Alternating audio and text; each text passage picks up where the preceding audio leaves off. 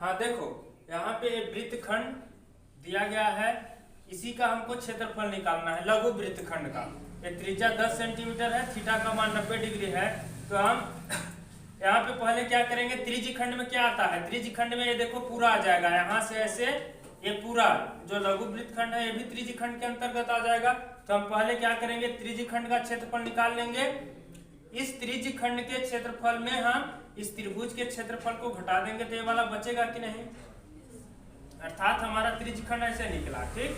और यहीं पे ऐसे लघु वृत्तखंड है ये, तो हम ये त्रिज्यखंड हमारा ये पूरा निकला है। तो इस पूरे त्रिज्यखंड के क्षेत्रफल में से हम इस वृत्त के क्षेत्रफल को घटा देंगे तो ये वाला बचेगा। तो हम पहले क्या निकाल लेंगे, त्रिज्यखंड का क्षेत्रफल। क्या निकालेंगे, त्रिज्यखंड का। तो त्रिज्यखंड का क्षेत्रफल का सूत्र क्या होता है, का क्षेत्रफल बराबर पाई आर स्क्वायर गुणे थीटा बटे 360। तो पाई का मान 22/7 गुणे आर का मान 10 का स्क्वायर गुणे थीटा का मान 90 बटे 360। ये हो जाएगा 22/7 गुणे 10 का वर्ग करेंगे तो 100 गुणे 90 बटे 360। ये 0 से 0 कटा, 9 एकम 9, 9 चौक 36, और ये हो जाएगा 25 चौको 100। 25 में जब 22 का गुणा करेंगे तो कितना आएगा, 25 दूना 50 की 0 हासिल 5, 25 दूना 50 5 55 बटे,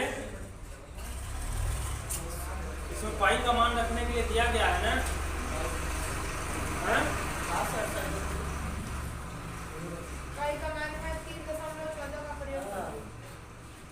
पाई का मान कितना रखना है, 3.14। तो इसका मान कितना हो जाएगा, 3.14 गुणे 25। तो ये कितना हो जाएगा, 25 चौको 100 की 0 हासिल 10, 25 से कम 25, 10 35 की 5 हासिल 3, 25 या 75, 3 78, 2 अंक बाद दशमलव, तो 1 और 2 अंक बाद दशमलव। ये सेंटीमीटर स्क्वायर है, किसमें आ गया, एक किसका मान आया, त्रिज्यखंड का क्षेत्रफल का।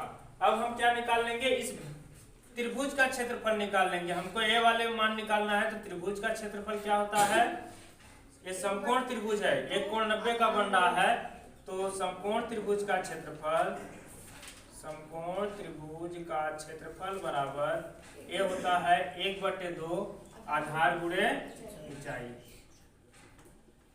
तो अब इसमें देखो आधार भी 10 है और ऊंचाई भी इसकी कितनी है, 10 है। तो 1/2 गुणे आधार का मान 10 गुणे ऊंचाई 10, तो ये हो जाएगा 5 गुना 10। तो कितना आ गया, 10 बचे 50 सेंटीमीटर स्क्वायर।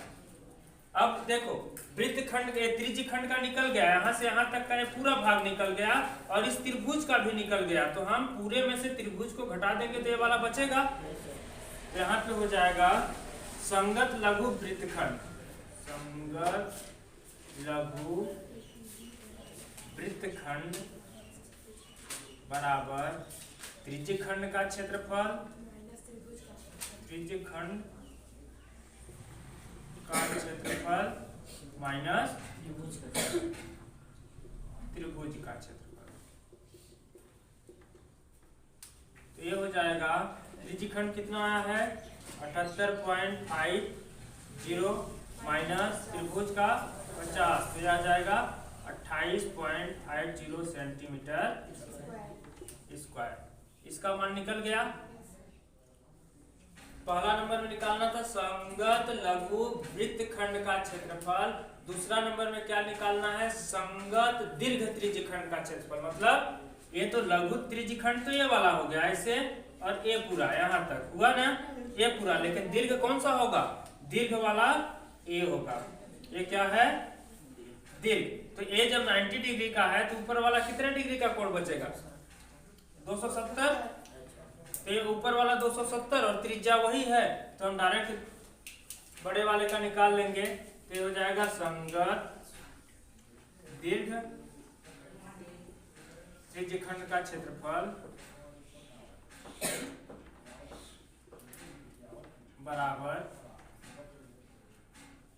क्या होता है, पाई आर स्क्वायर गुणे थीटा बटे 360। तो पाई का मान 3.14 गुणे आर का मान 10 का स्क्वायर गुणे थीटा 270/360, तो ये हो जाएगा 3.14 गुणे 10 100 गुणे 270/360।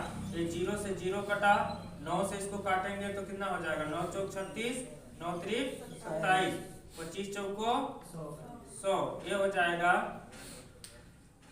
अब हम यहाँ पे देखो ये कितना आया, 25 गुणे 3.14 गुणे 3, तो हम यहाँ पे 25 में इसका गुणा किए थे तो कितना आया था 78.50 गुणे 3 का इसमें गुणा कर देंगे तो ये आ जाएगा 0 5 या 15 5 हासिल 1 8 3 24 1 25 की 5 हासिल 2 7 3 1 2 23 और 1 2 अंक बाद दशमलव 235.50 सेंटीमीटर स्क्वायर आंसर।